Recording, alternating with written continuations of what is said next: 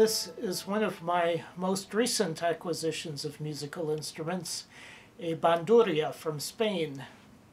A group of students from Spain, dressed in historic Spanish costumes and playing bandurrias like this one, is credited with starting the golden age of the mandolin, beginning with the Paris Exposition of 1878. Other groups of Spanish students playing bandurrias subsequently performed for enthusiastic crowds in the United States, beginning in 1880. And soon after that, there were mandolin orchestras forming throughout the United States, and the mandolin fad continued into the mid-1920s. Some mandolin orchestras still exist in the United States, but now most American mandolinists are interested in bluegrass music. The bandurria is still played as a folk and orchestral instrument in Spain and in some of the former Spanish colonies, including especially the Philippines, but not very much elsewhere. Here is my Spanish mandolin, which I bought in Barcelona when I was a college student in Europe back in 1980.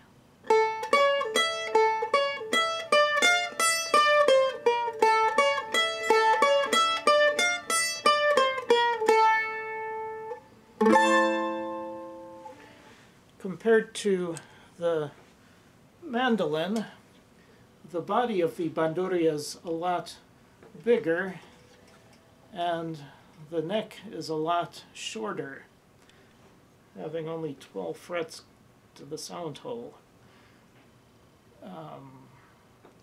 The mandolin has 8 strings, 4 courses of 2 strings each, and the bandurria has 12 strings, 6 courses of 2 strings each.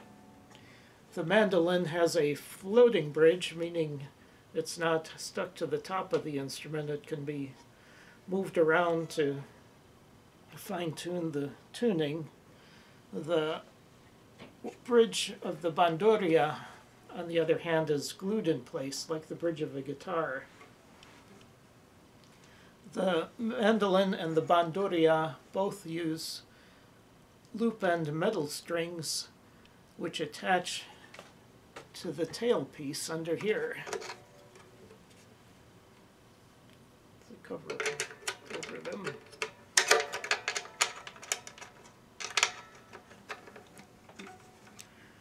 I also have an Alhambra guitar that was made in Spain.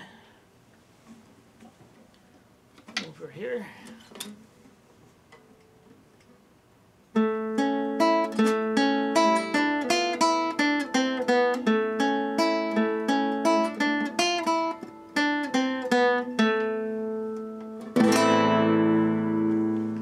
Spain is an excellent source for these types of musical instruments. They have wonderful instrument makers in that country. The mandolin is tuned in fifths, exactly like a violin, starting from the G below middle C, then D, then A, and then E. And this tuning takes advantage of the circle of fifths of music theory that makes a lot of the music playing simplified. The bandurria, on the other hand, is tuned in fourths, starting from G sharp. And that's 1/2 step above the G, the low string on the mandolin. There's G. There's G sharp at the 1st fret. Okay, the next strings after G sharp are C sharp, F sharp, B, E. This E is the same as the E string on the mandolin, the highest string. And then the highest string on the bandurria is a 4th above that E, or A, which is the same as the A that is played at the 5th fret of the mandolin E string.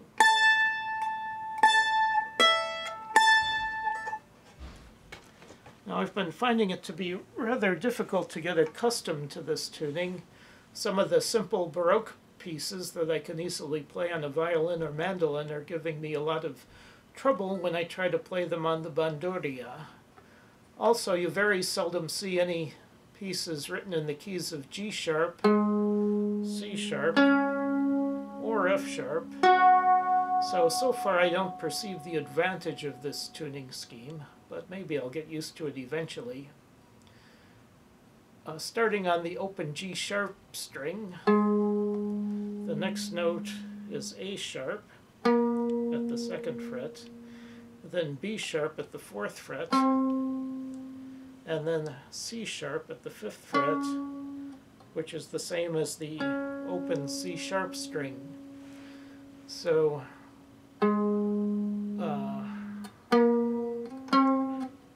you get to the next string after using only 2 fingers. So as you might imagine, when you're playing a piece, there's often a lot of string crossing, sometimes across multiple strings to reach the next note.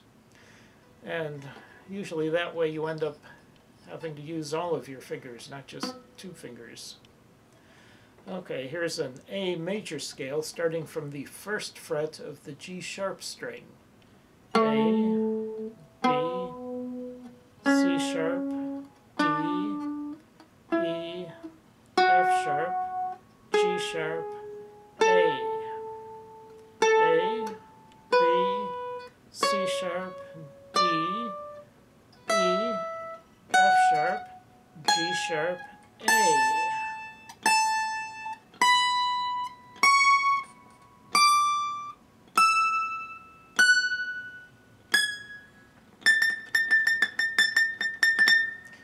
So you have 3 octaves to work with on this instrument. The Bandurria, with its 6th set of strings, doesn't seem to me to be suited to playing chords as you would on a mandolin or a guitar. You're primarily playing the melody, and Bandurria players typically employ a lot of tremolo when they're playing, real fast back and forth.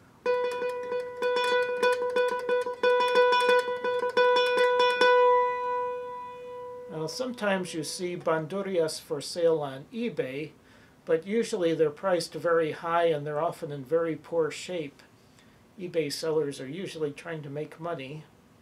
I bought mine directly from a seller in Spain through a site called todocoleccion.net, which is an eBay-like service for buying and selling antiques and collectible merchandise in Spain.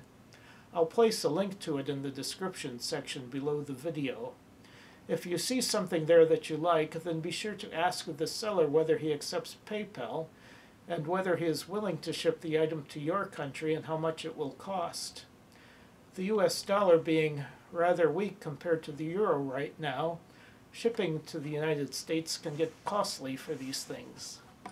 So until next time, happy picking!